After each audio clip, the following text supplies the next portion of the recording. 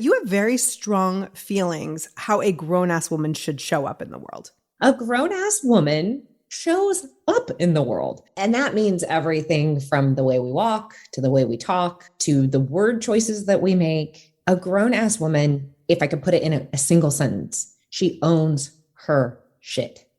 That's Alex Perry.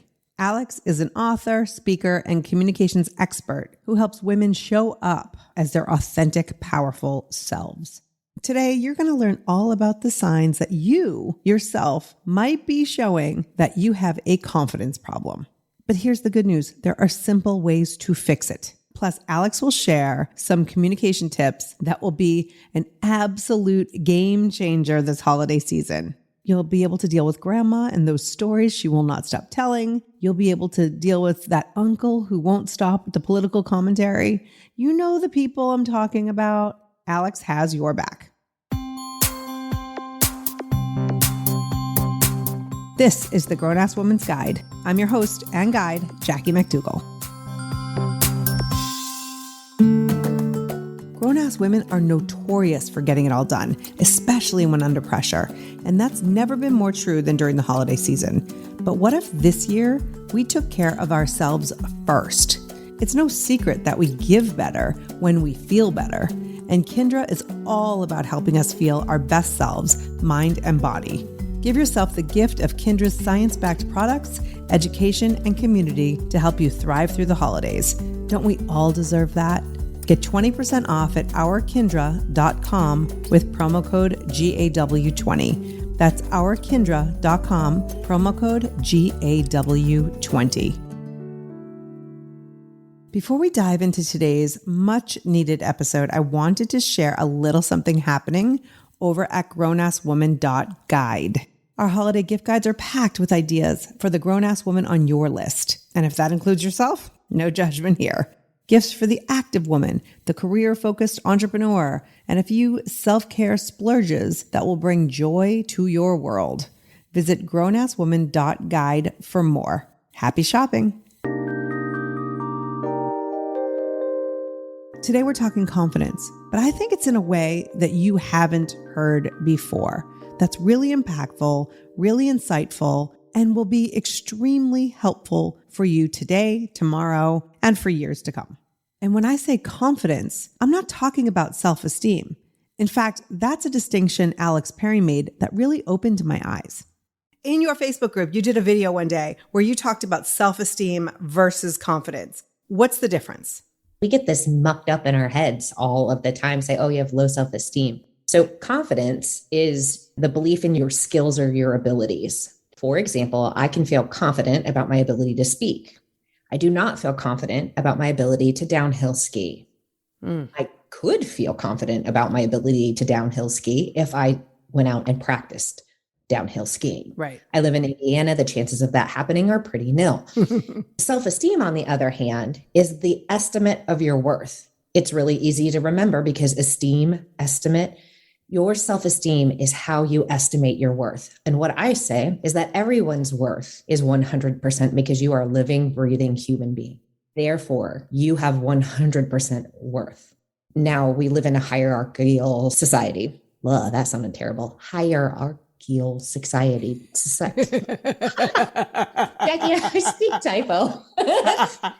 There's a hierarchy, right? There are some fake hierarchies that we have, or actually they're real, that says people have more value than others, but I don't believe that that's true. And I believe that that will ultimately change and shift the wiser we get as a society. But ultimately, your self-esteem, you're worth 100%. Right. I can grow confidence in any area because it's skill-based.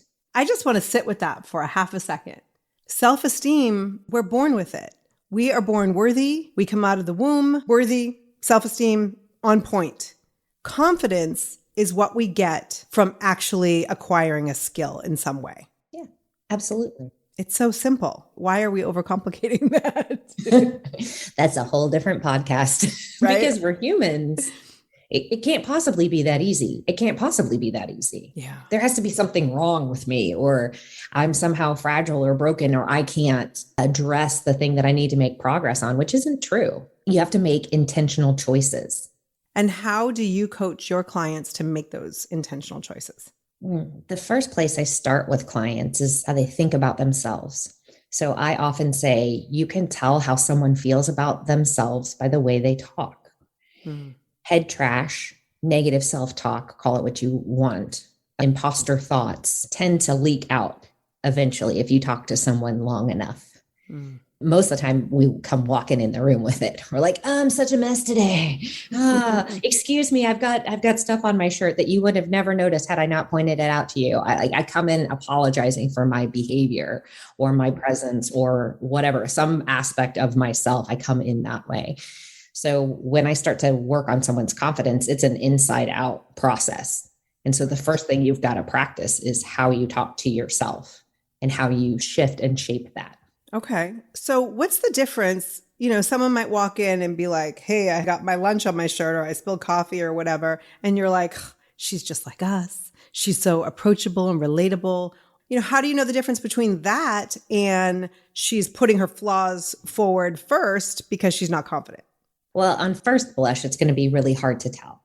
I look at frequency, duration, and does it change contextually? So based on the situation that you're in, Jackie, do you walk into the room with a group of women and do that? But then you also do that in front of your boss. You also do that in front of anybody else and you downplay yourself.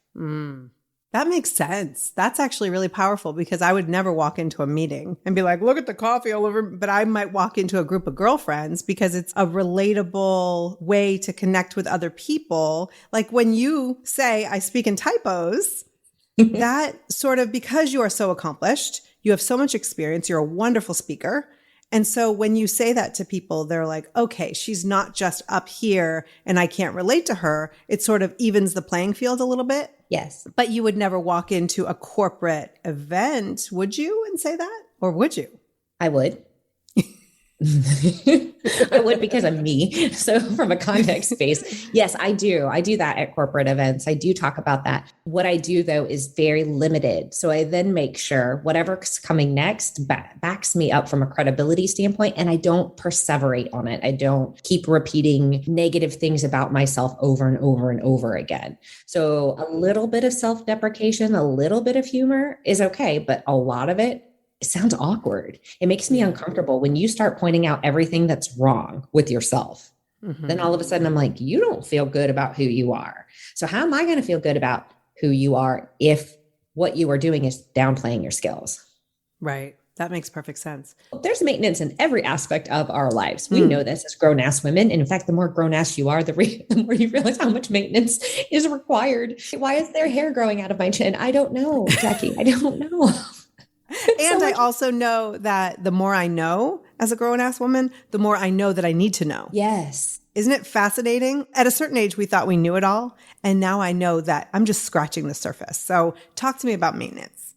Maintenance when it comes to confidence. So confidence is not a destination at all. There isn't this magical crown that we get that says you are a confident person, because the truth is that we all have varying degrees of confidence in ourselves and our abilities. It's based on context.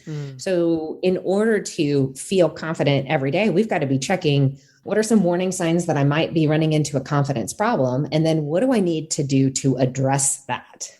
So maintenance really means I'm looking at myself, I'm assessing where I'm at, and then I'm figuring out, do I have an issue or do I not? And the way I captured this in the book was I picked out warning lights, again, with the minivan mogul theme, warning lights of a confidence problem. So there's multiple different types of confidence problems. If you have a problem, and just like you would go to your driver's manual, I created this little driver's manual that said, here's the warning light.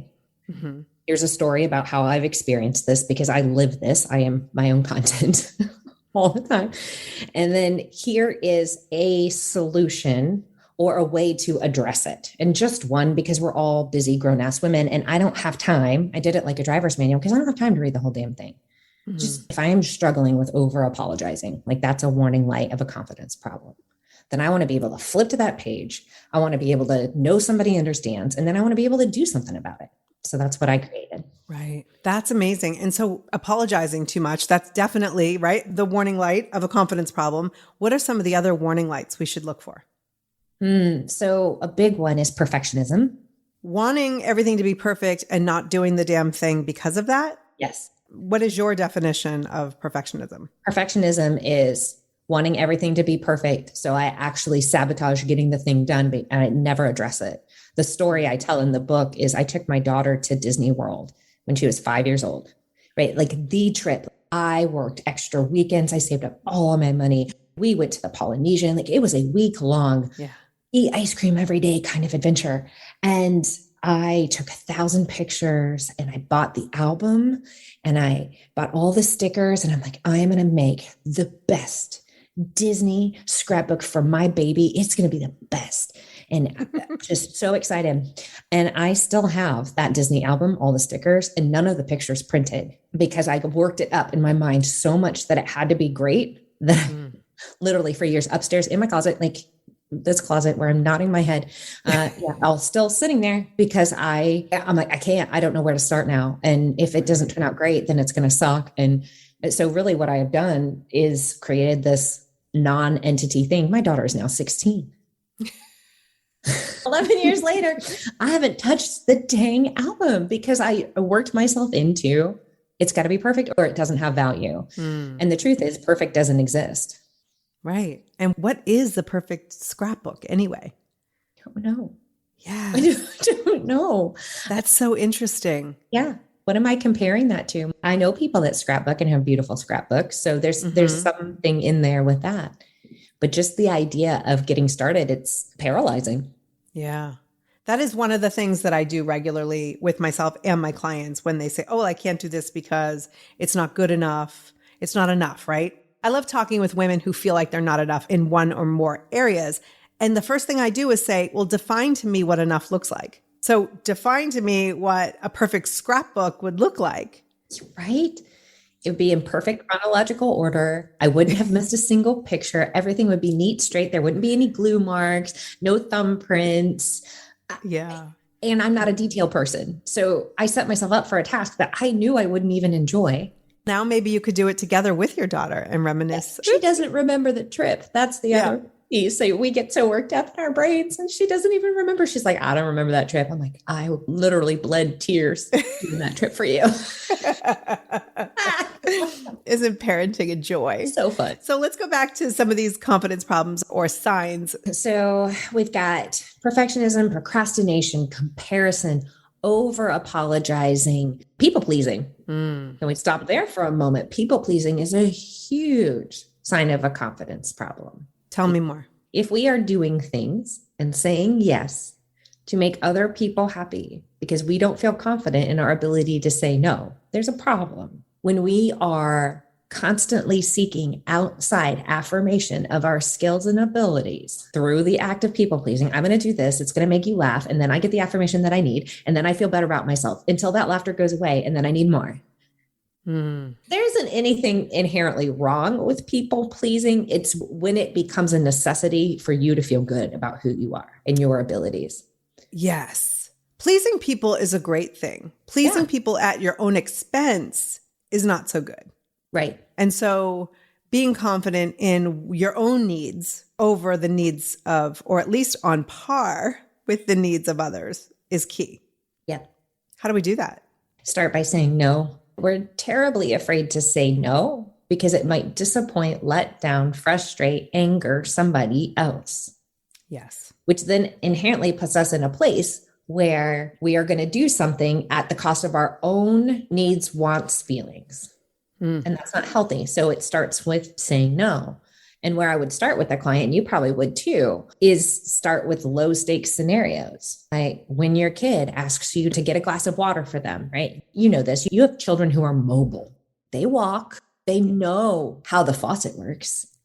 And yet they will ask you, they'll be, mom, give me a drink. Mom, will you get me a drink? Mom. And like, okay, fine, I'll get up and get it. That's a great place to practice saying no. Your kids are not going anywhere. They're dependent upon you. Right. And they might get mad at you, but you're used to that. Right. So those low stakes scenarios, you can then build and cascade up to when your boss asks you to stay late for the 15th time this month. You can say, no, I need to prioritize my family. This is something we talked about when I took on this role. And so I'm not staying late tonight. I'm going home, but I will finish this project in the morning. Right. I love that. And let's be honest with the kids. If you did get them the water, you probably did it wrong anyway, and they'd be mad. Sure. So you Right. might as well try the no.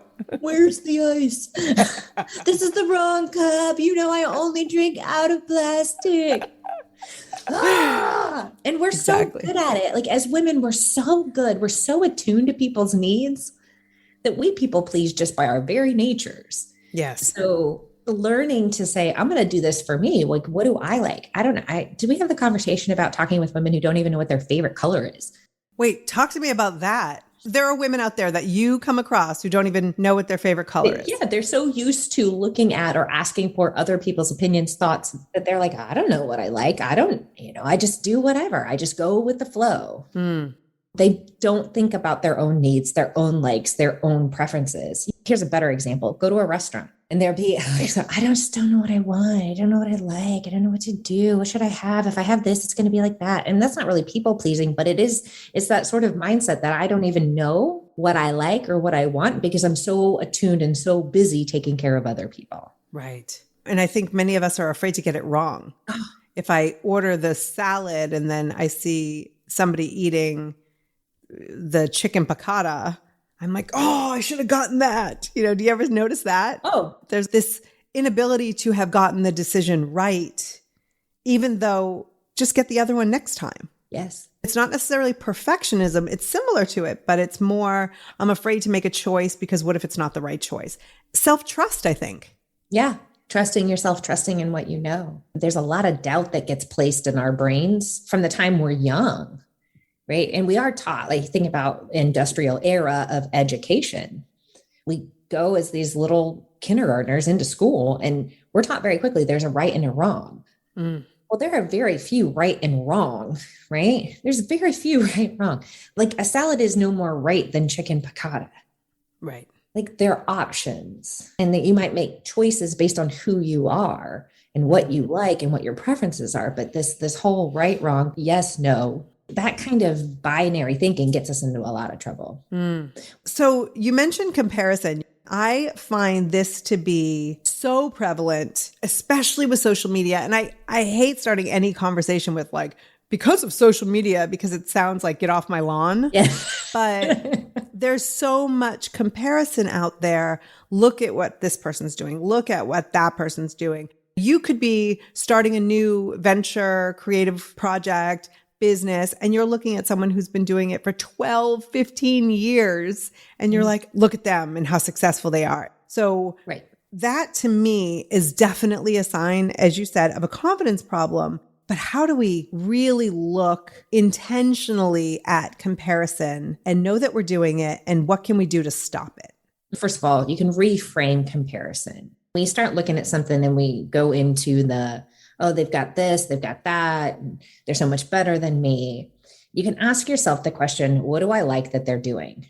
What do I like that this person's doing? Yeah. I really like that my friend Holly shows her fitness pictures because they make me feel motivated to get up and work out.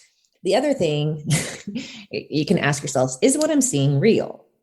Oftentimes, doing just a quick reality check, like when you look at social media, when you look at the fall pictures, like I remember Christmas used to drive me nuts because my kid hates snow and everybody would be like, oh, look at our snow angels. And I'll be like, yeah, my kid's on the couch. The couch has her butt imprint on it. Like she hasn't moved in days. She hates snow. I hate you all. But but then remembering like you're only seeing a snapshot. Yes. And then the other thing, this is simple and it's going to sound cliche, but is stop looking. One thing that I will do when I get caught in I'm comparing is I will shut it off and I will go back and I will look at everything that I've done in the last year because I've caught myself. I mean, I published a book and was doing this. Yeah. I was like, oh, but so-and-so got to talk at the, Junior Chamber of Commerce and I didn't get to. Like, what the heck? Did you even apply? No. I don't even That's the other thing. Right. That's the other. Like, is this something I would really want to do? Is this something I would really want to do? So those types of things will really help from a comparison standpoint. It's like, is that the life you want? And do I really understand what that life is? So keynote speaking, I didn't really realize how not fun keynote speaking could be It's a lot of traveling, a lot of spending time alone in hotel rooms. It's like one of those things that sounds super flashy. Oh, she's a keynote speaker. Oh, that means she talked for 45 minutes and then spent the rest of the time alone because she knew nobody. Yeah. Although that right now sounds really nice. Yeah, that might be, depending on that annoying kid that asked for water, like that might be a real thing. Right? Sign me up. But yeah, from a woo-woo standpoint, I consider myself a little woo-woo. I heard from someone one time, I can't credit the right person, but if there's something out there in the world that you are seeing that maybe you feel in your body like, oh, I'd like to try that, or I'd like to have that, or I'd like to do that, then that's the universe showing you that that thing is actually possible. ooh, I like that. Right? So one time we had, I think, 2 or 3 houses around us having built-in pools put in at the same time, like within a few months. So there was a lot of noise, a lot of construction. And I used to open the door and, we've had a house with a pool, so I know it's possible. This house does not have a pool. And I remember opening the door and hearing the sounds and going, thank you, universe, for showing me what's possible. But then it makes me question, do I really want a pool? Mm-hmm. Do I want the maintenance of a pool? Do I want the cost of a pool? Do I want the kids to put off cleaning the pool and then I have to hire a pool guy? And then it goes down that road. But I love the idea that the universe is showing us things that are possible. Of course, is it real is a good question to ask yourself first. But if somebody is making a living doing what you want to be doing, it's possible. Yes. It's happening for them. Yes. If someone's on a trip to Italy and you've always wanted to go to Italy, it's just showing you it's possible. So what do you need to do to make that trip happen? Ooh, that's so good. Right? That's so good. It just sticks with me. I really wish I could credit the right person, but now I'm just going to take credit for it. Yeah, totally. I was like, by the end of you talking, I was like, I believe that this just came from you. And now I am sucked into your woo. And this is great. But it's such a positive reframe too, because I think it's easy to go into negative comparison and, we can get really catty really fast. I know I have. I mean, I've looked at somebody and then I'm like, well, I'm going to go to our website and then I'm going to say bad things in my head about our website because, look, there's a typo, which is hilarious for me to point out somebody else's typos. Like that's just wrong. But to reframe it positively, what is it that I admire about this person? Yeah. And you've written a book, as well as anyone, you've got this expertise, you've got experience, you're a funny, great writer, you're engaging. And the most important part of getting your book out there isn't necessarily all those things. It's the fact that you did it.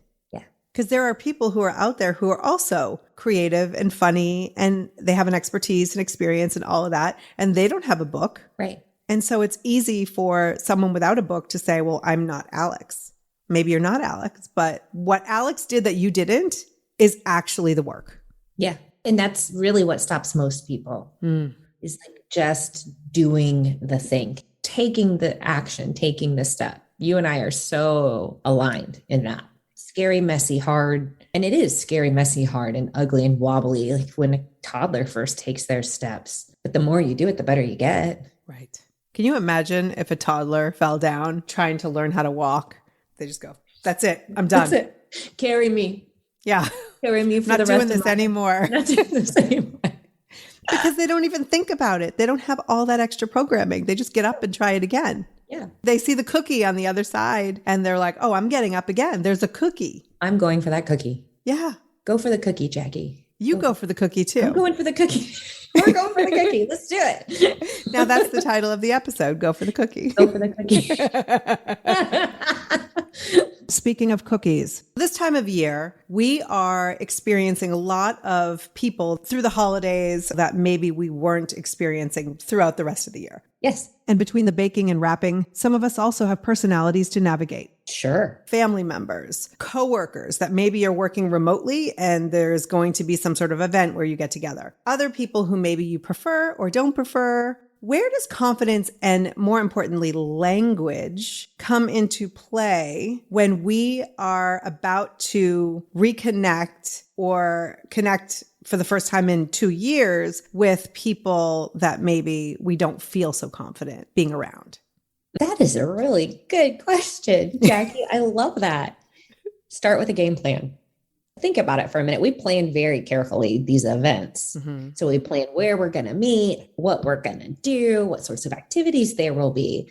But how much time do you plan ahead for how you're going to respond to the thing that you know is going to happen?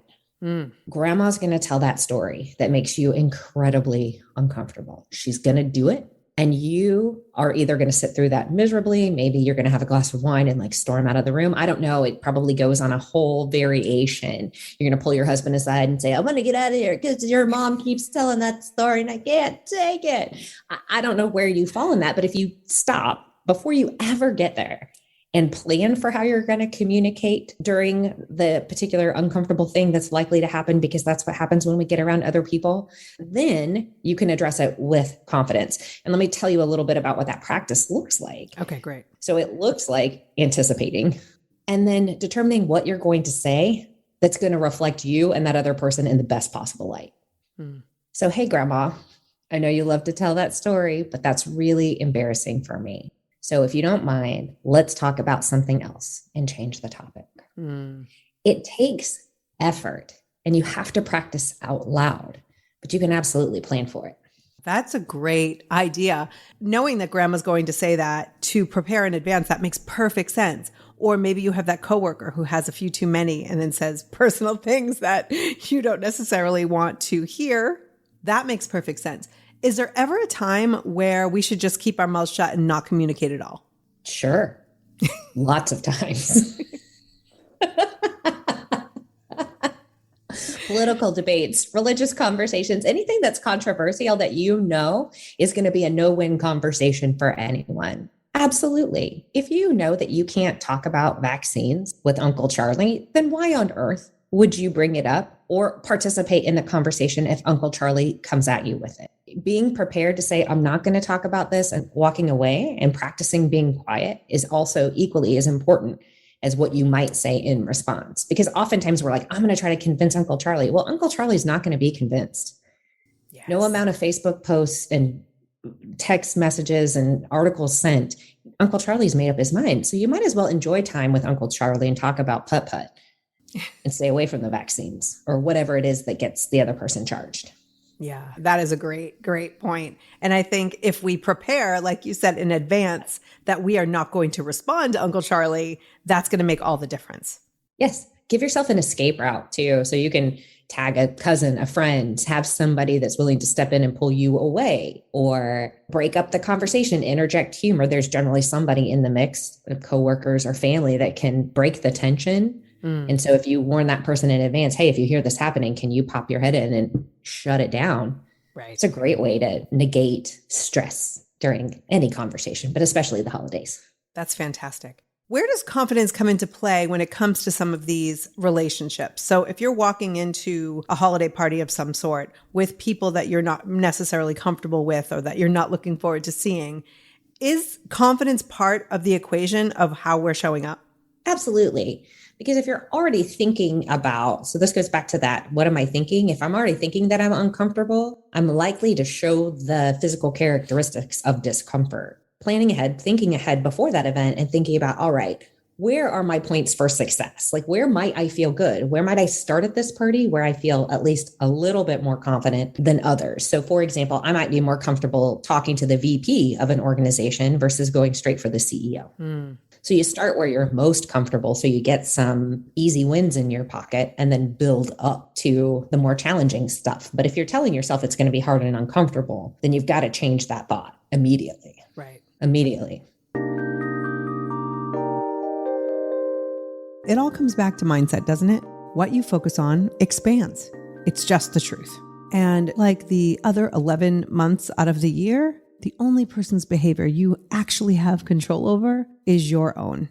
I can't stress enough the importance of putting your needs at the top of your list, whether it's the holiday season or not, saying no to what you really don't want to do, and listening to last week's episode if you need a reminder. It was a good one. I'll link to it in the show notes. Thank you so much for listening. If you haven't checked out our Grown Ass Woman gift guides yet, head on over to grownasswoman.guide to find something for the grown ass woman on your list, including yourself. This show is made possible by listeners like you. Please share this episode in any episode of the Grown Ass Woman's Guide. And if you feel inspired, you can buy us a cup of holiday cheer. There's a link to do that in the show notes. And finally, I created a downloadable PDF of 11 habits of a grown ass woman. It's a cheat sheet that you can print out to remind yourself that you are a grown ass woman. Act accordingly. Spring has sprung, and with the change of seasons, sometimes comes an increase in vitality. If you're feeling in the mood for a little more personal time, may I suggest Coconut? Coconut is all about providing clean and natural ingredients when you're enjoying your most intimate moments, with or without a partner. Naturally safe products developed by people who are obsessed with quality. Get 15% off with promo code GROWNASS at grownasswoman.guide/Coconut. That's 15% off with promo code GROWNASS at grownasswoman.guide/Coconut.